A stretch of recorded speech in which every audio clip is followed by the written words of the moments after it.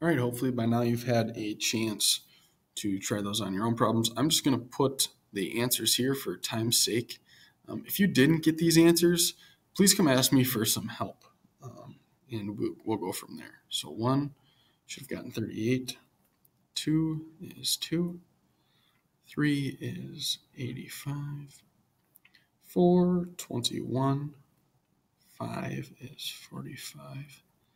And 6 is 22. Again, I'm just doing this for time's sake, but if you didn't understand those, please come ask and I will definitely help. Or if you just want to check and see how to do one of those specifically, I'm here to help. All right, we'll move on to a quick reminder here, and that's that we can write multiplication in a few ways. You've probably seen it like this most of the time. And also maybe recently this little dot you've probably been introduced to. Why is that erasing? That means multiplication.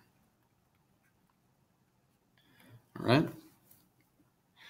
The other way that we can use multiplication and that it's implied in math class is if you use parentheses and if you smush up a number next to the parentheses. For example, this 3 parentheses 2 plus 7 means 3 times 2 plus 7. So we'll also be using this, and you'll see this in the future, that means to multiply. Okay, so let's see what that looks like in a math problem. All right, so moving down to letter A, it says evaluate 9 plus 7 times 5 minus 2. Okay, thinking about PEMDAS here and my order of operations, I need to do my parentheses first. So 5 minus 2 would give me 3. I'm going to leave that in parentheses because this 7 is really smushed up next to it. Again, remember, that just means to multiply. And I haven't brought down my 9 plus yet, so I'll do that as well. Okay, so now I have multiplying and adding in my math expression, so I'm going to multiply next. 7 times 2 would give me 21. And in my last step, I'll add 9 to come up with a total of 30. Again, using this rule of when your number is smushed right next to parentheses, it means to multiply.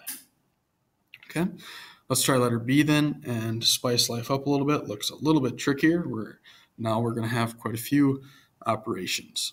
So parentheses first, 6 plus 1 would give me 7. So I'm going to rewrite this as 15 minus 4 times 7 divided by 2 squared.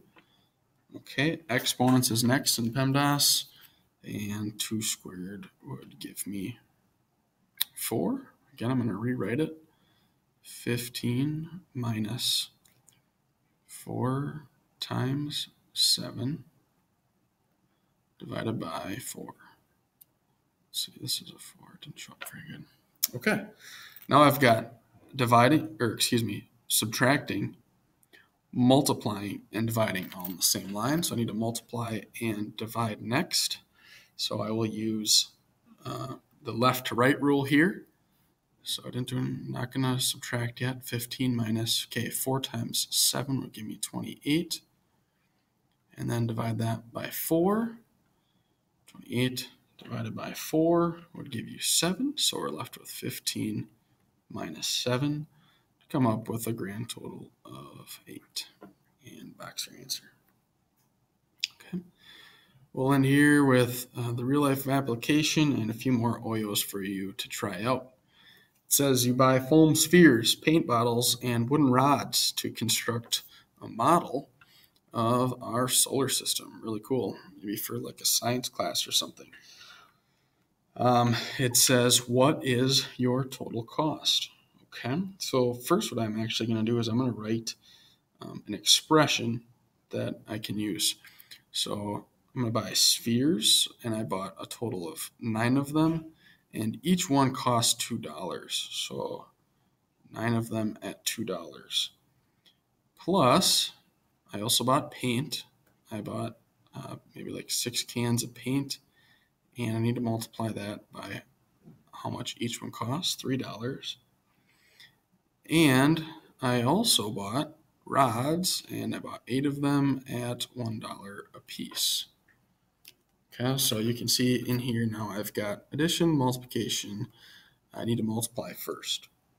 9 times 2 would give me 18, plus my other multiplication problem would give me another 18, plus 8 times 1 here would give me a total of 8.